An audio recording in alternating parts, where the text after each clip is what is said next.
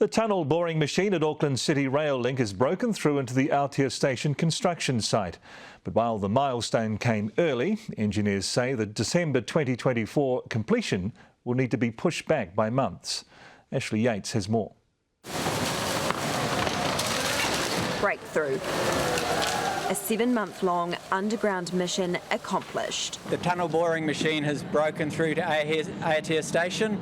This completes the first tunnelling drive. That drive started at Mount Eden in May, broke into Karangahape Station in October, and is now finished next to Aotea Square, just in time for Christmas. It's a great credit to the team that we've broken through 2 months prior to what we were expecting.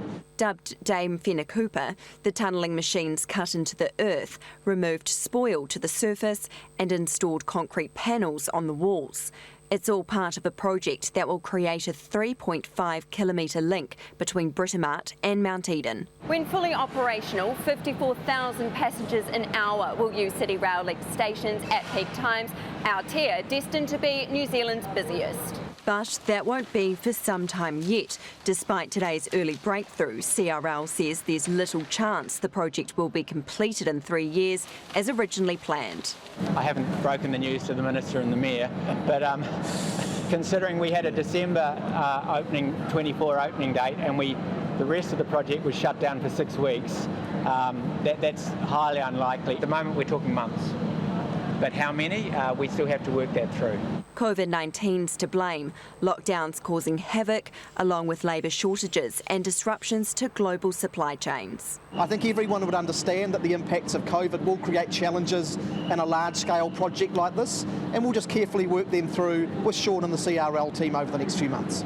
COVID's not just slowing the timeline, it's also derailing the budget. The heavy construction industry is experiencing about a 25% cost increase in materials at the moment. That's unheard of in New Zealand. 3 years ago when we were doing the planning for this job, we were predicting 2% a year.